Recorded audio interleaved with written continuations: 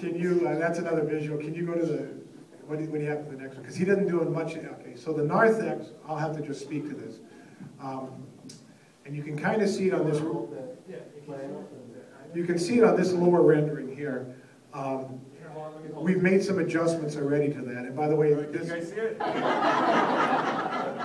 This is something that actually came up from the congregation kind of throwing out what ifs, you know, and it was a kind of a fun story because a particular person kind of came in and was kind of, aw shucks, you know, I don't really know much, but you know, what, you know, have you thought about this? And we all looked at each other, you know, that's a heck of a good idea, we should do that. So one of the things we're going to do here, there's actually doors here, doors here, doors here. The person came up and said, well, why don't you just replace these with doors too so you can really open things up if you need it. So you've got the ability to actually open everything up here. And then that spills out into the narthex, and the narthex is almost as large as the sanctuary. So the narthex goes 44 feet, I think, and the sanctuary is 67 or something like that. So you could, on those overflow days, and one of the big things to point out is that you can't plan for peak load, right? If we built for peak load, we'd have a lot of unused space for a lot of the year. You just can't do that. So the way to think about it is when you get to peak load, like on Easter Sunday and Christmas, but it's really Easter is the biggie for us. You can spill out this way, and again, the idea is to have enough glass, enough openness, and enough ability to open things up. Then there is also some small things we're doing. One, in the AVL, we are going to do a run into the gym. So if you ever get a situation where it gets crazy, crazy, crazy, I actually think you could probably shoehorn in 800 to 1,000 people in this building if you had to, because you could, if you did that run and you had an audio-visual there, you could actually see probably 400, you know, in there and stack them up. So that's kind of the contingency planning for the peak load. Now the other question is about, well, what about room for growth? And I'll grab you in a second, Pastor. What about room for growth? And so there's a couple of important things to discuss there. One is we feel like we're in good shape from that perspective. We've been worshiping in steady state. And again, so don't get, Easter was great, okay? It was really great this year. But don't let Easter sort of affect the other 51 weeks of the year where we calculate our averages and stuff like that. And we've been worshiping around 80-ish or so in the first service, and we've been worshiping around 170 to 180 in the second service. We've seen a bit of an uptick, which is nice. We would get concerned, once you get to about, the standard is, when you get to about 85% full, you need to start thinking about something else. Now, without launching into a sort of a whole view about mission and who we are and you know, and that sort of thing, the perspective is to have still a sanctuary that is a warm and inviting sanctuary. So if we get to a point where we're worshiping 250 on early service and we're worshiping 250 in late service, the next step would be a programming change. Maybe an additional service in between early and late service, move the late service back a little bit, or maybe a Saturday service or something like that. So you'd address that with a programming change to, again, keep the character of what we're trying to achieve here, what we're going for, but yet still be able to manage. And then there's a longer run growth issue that we can talk about, which is really not a church issue, it's a building issue. It's really more of a long-range planning issue, which goes to the issue of seeding new churches in the area and maybe acting as a kind of a core mother church, but seeding new churches and building out growth that way in a more intimate way rather than, you know, a big church building that is cavernous and so forth. Yes? We built a new full new church. We add on everything like that, but we thought it was big enough to take care of our congregation and the sanctuary and so on. And we did have growth. We also had the 2 services. But the big growth was for the children, educational. Yeah. We had one, you know, put on this big wing and thought, oh, this is great. And within a few years, they put on another wing for the educational, and that's where the growth is going to be as well. that would be the greatest blessing. We hope that this building here, which the design is to be kind of the educational wing, as it were, is 16,600 square feet. Okay, now the gym takes up a big chunk of that, but that gym's, I think, an important part of it. We do have contingency plans to add additional classrooms into this space if needed. However, there's also, right now, the plan to use this as kind of a youth ministry area. So that's an exciting thing to think about. We have room to grow and change and develop there. I do think we have a great footprint for the educational side of things. And if we use up that space, that would be a great blessing, and we'll have to figure something out from there. But so the current space is actually bigger than the new sanctuary space. That's going to be about 10,000 square feet. Yes? You said you were going to have the sound also with the gym, you said? Sound and visual, audio or visual. Is it also going to go to the nursery or out into the narthex? Because I know you said you could open up the doors. Yes, so that's a great point. One of the things that's really important here is we want to make sure that we make use of technology appropriately. So the ideas would be, and it's not, we wouldn't necessarily finish it all off, but you would at least have runs set up so that you could get your audio visual where you needed to go. The gym, the nursery, and then also that narthex area. Okay. Right now, the nursery and the narthex area are all slated to have installed video and audio.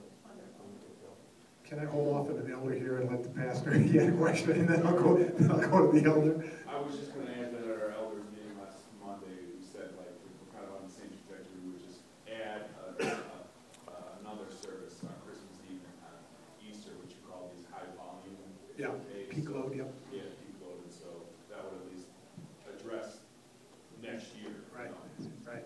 And just again on that front too, this part of this, so it's a planning issue, it's a staying true to the mission and the vision issue, and it's also a bit of a stewardship issue, being smart with the way we use what God's given us in terms of spending.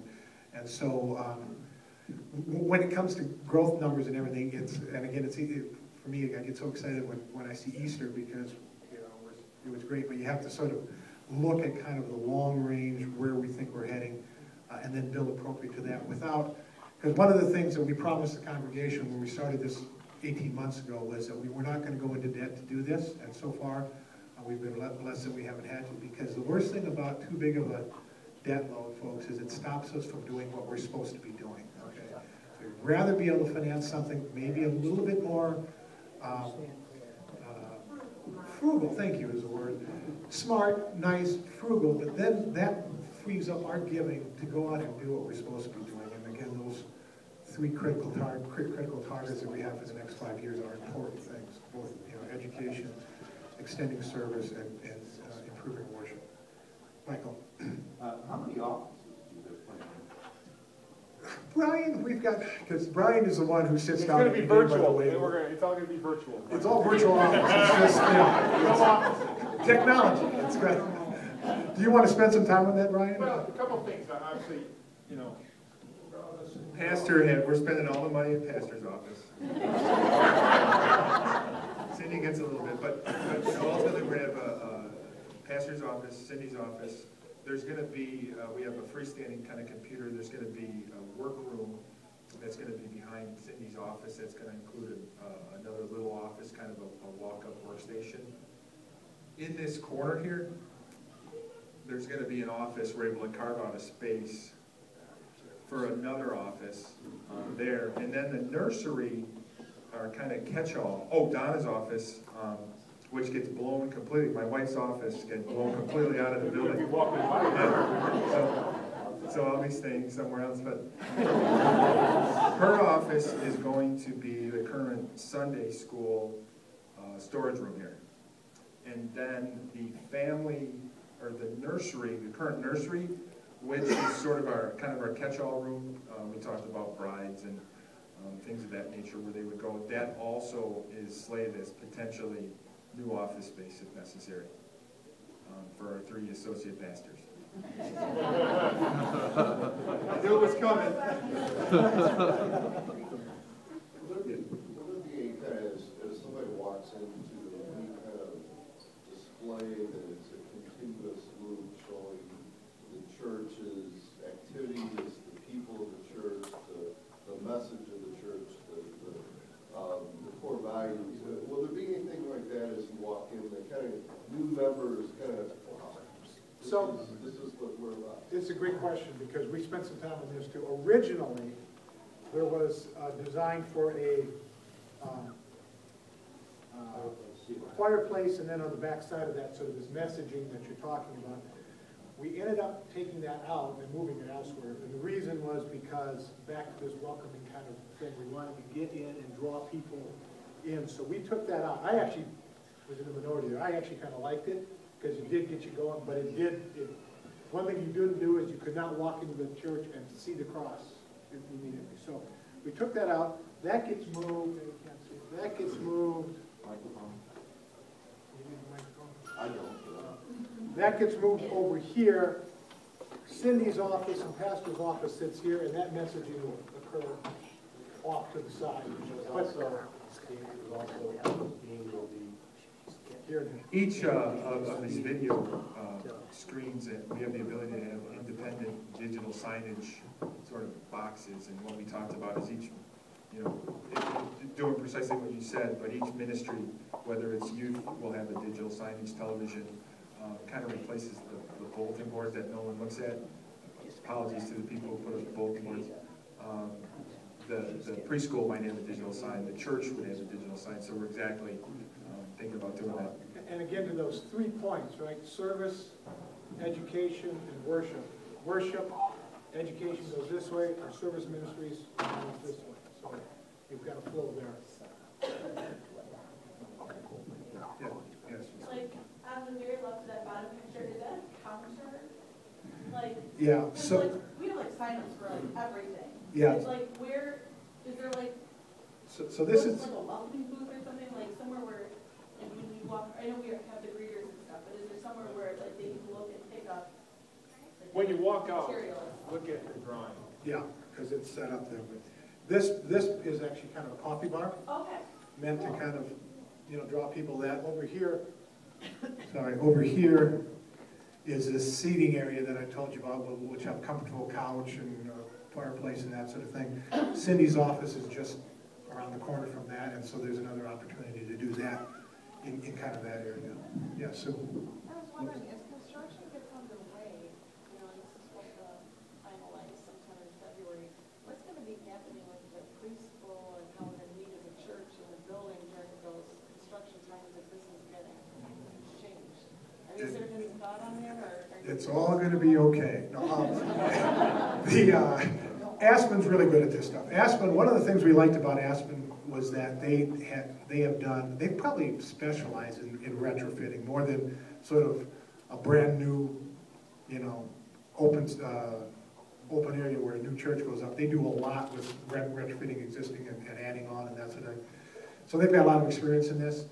They've spent a lot of time figuring out how to actually keep this place intact while they're doing work over there, so it's safe for the kids, it's safe for congregant members to come in during the week or during the weekend. And a lot of that is going to have to do with approach. The building manager, site manager guy came out the other day and was looking at ways of actually coming off the front in order to keep construction traffic out of the back. It also saves on our asphalt and stuff because those big trucks bust things up pretty good. So maybe something like that, and then this will all be cordoned off in a way that it will be, construction will be completely separate from the church. And where you'll have to break through and do some things like when we do the upgrades to the corridor here and everything, ideally you get that done on low volume periods, so when preschool's out and that sort of thing.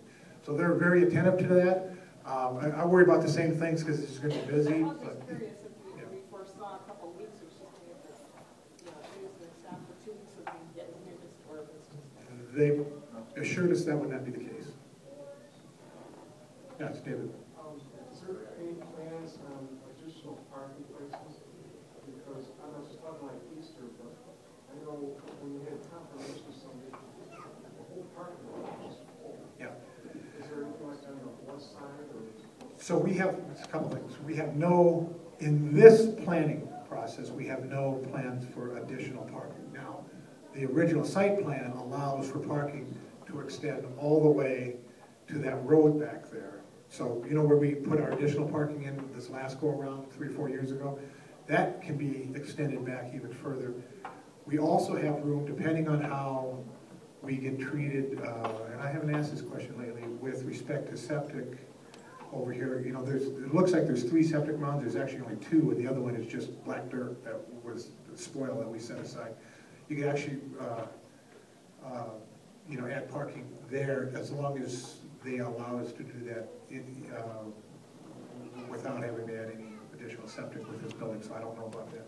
So there's room to do that, and then finally, in the long run, if this area ever gets developed and we do connect to city water and sewer, you can actually take those mounds out as well. And yeah, so I'm not too worried about parking because we do have a lot of space to the back if we want to do that. We're starting to run out of time. Is there anything else? Mostly I want to make sure any concerns that you might have been addressed.